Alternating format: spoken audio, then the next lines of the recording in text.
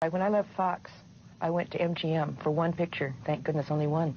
And when I got there with my mother, we were separated. She went into the office of Louis B. Mayer, and I went into the office of Arthur Freed. And he was going to talk to me about a movie he wanted to put me in. I'm 12 years old, you know. And I thought he was a producer, but instead he was an exhibitor. And I'd never seen anyone naked before, except myself. So I had no clue about what was happening.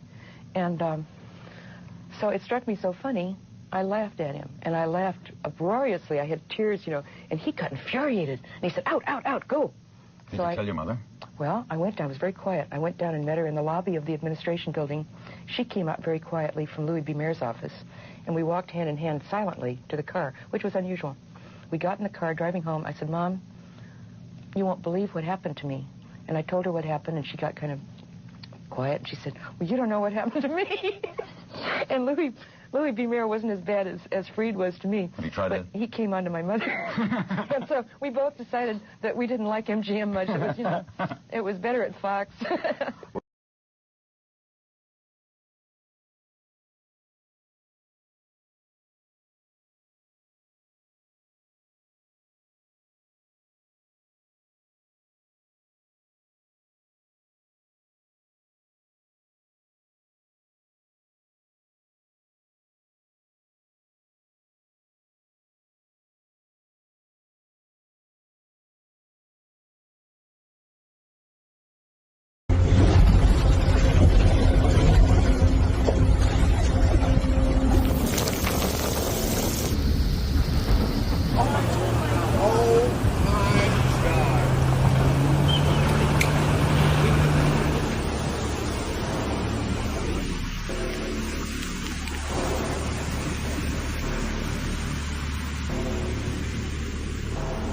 We have had the technology to create, control, and steer hurricanes for decades. Project Cirrus is the first official attempt to modify a hurricane. It was run by General Electric with the support of the U.S. military. The official theory was that by changing the temperature outside the eye wall of a hurricane, which they did by seeding the clouds with various compounds such as silver iodide, a decrease in strong winds will result. On October 13, 1947, Project Cirrus targeted a hurricane heading out to sea. Approximately 180 pounds of dry ice was dropped into the clouds. The crew then reported a pronounced modification of the cloud deck, and the hurricane abruptly changed direction and made landfall near Savannah, Georgia. The public blamed the government. Irving Langmuir, who pioneered General Electric's atmospheric research department and admitted that the project was about learning how to weaponize the weather, also claimed the reversal of the hurricane had been caused by Project Cirrus. But the government denied it for 12 years. After a short delay, the project officially continued, and in 1965, Project Storm Fury had targeted Hurricane Betsy for seeding. On that day, the storm immediately changed direction and made landfall in southern Florida. Congress blamed it on Project Storm Fury, but the government claimed that the hurricane shifted before they ever had a chance to seed it. And after 2 months of congressional hearings, the project was allowed to continue. In 1997, U.S. Defense Secretary William Cohen admitted we have the technology to control the weather, including earthquakes and volcanoes. The U.S. government has placed gag orders on employees of the National Weather Service. In October of 2012, after Hurricane Sandy weakened to a tropical storm, microwave imagery shows a thick red beam immediately followed by Sandy growing into a Category 1 hurricane and taking an unexplained left turn into New Jersey. The push towards alternative energy demands more lithium, and according to the U.S. Geological Survey, the United States has over 6 million tons of identified lithium resources.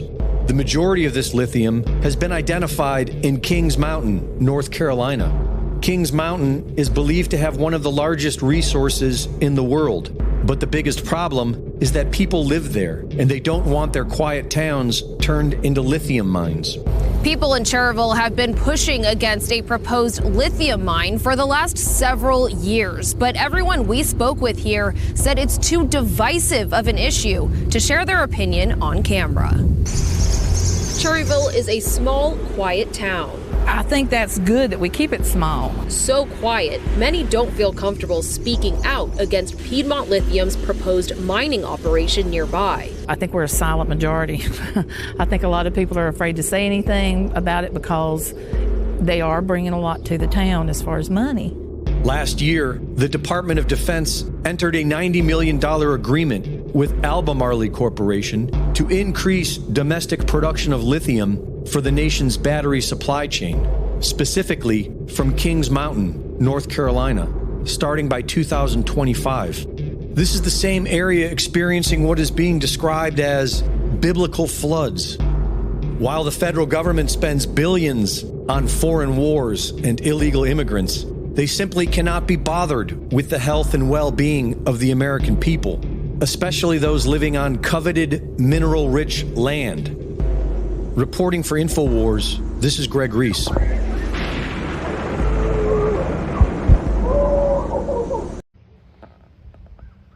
What's up, everybody? So I wanted to ring in because everybody's freaking out about the whole longshoreman strike and all this other stuff. And I want to give you my opinion. So here's what's really what I believe is going on, and everything basically lines up to this. The ports that we have right now are U.S. ports. They didn't become U.S. ports until after the War of 1812. In the treaty from the War of 1812, U.S. American ports were made U.S. ports. And shipping, international shipping, right, international maritime commerce, would not go to American ports anymore. So those ports have inherently been dismantled since the war, since America lost the War of 1812. Okay, and then you can say, I know what your textbook said, that's a lie. You can go to Fort McHenry and literally read about how, like, America lost the War of 1812. So, with the American national flag that flies above Fort McHenry. So, what happened is after the War of 1812, there was a systematic dismantling of the American Republic. It happened over decades, centuries, okay?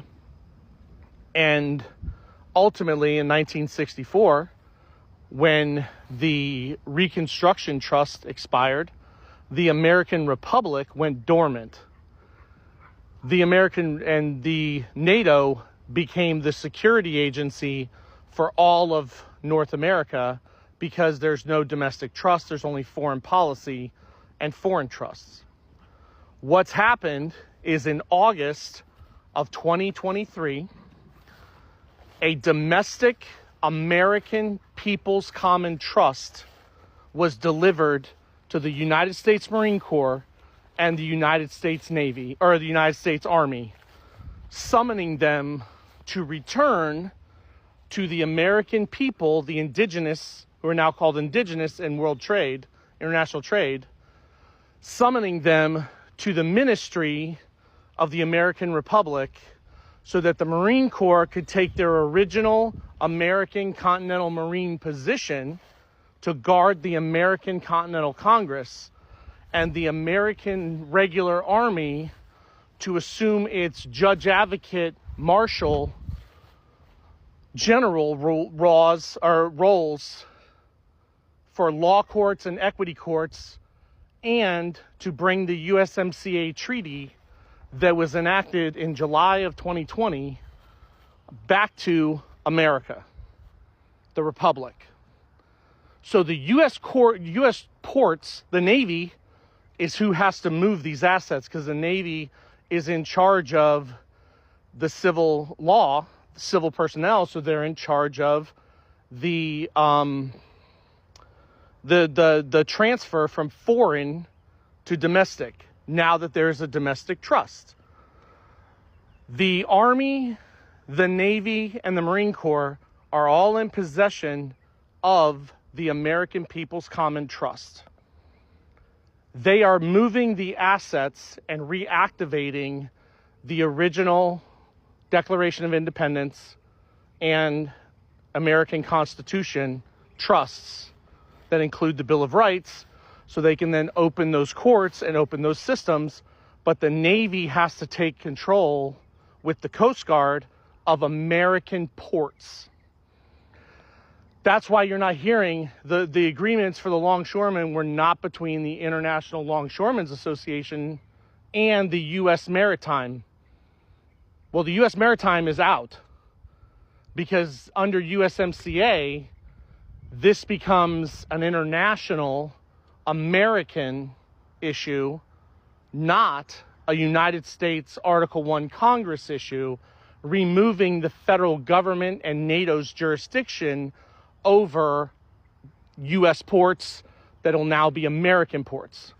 And if you refer to the Treaty of 1812, it was specific in that treaty that ships conducting admiralty or maritime law across the high seas were not allowed to use American ports. They were only allowed to use U.S. ports.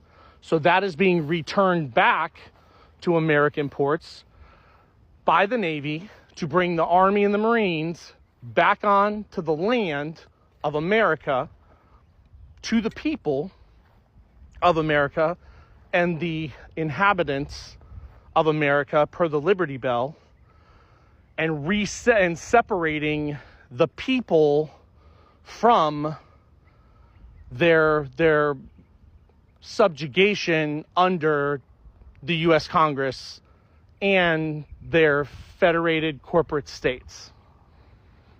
So I hope this explains. Please share, because I get censored all the time. This is my opinion. I know where the trust came from. I know who wrote the trust. I've read the trust. I've seen the trust.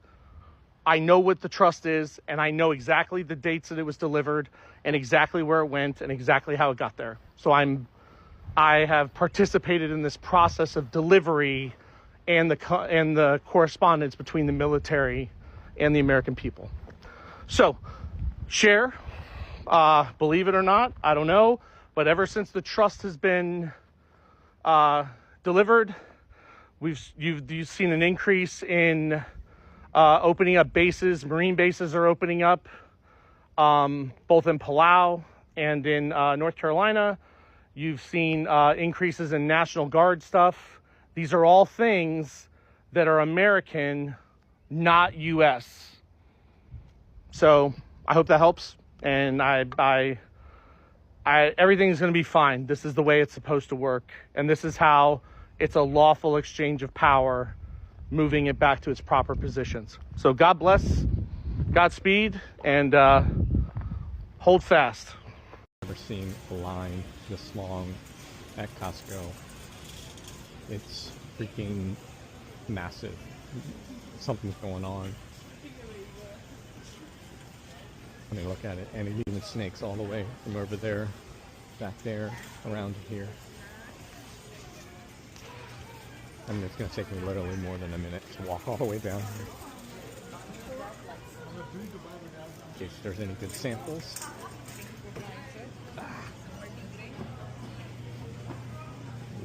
That's nuts.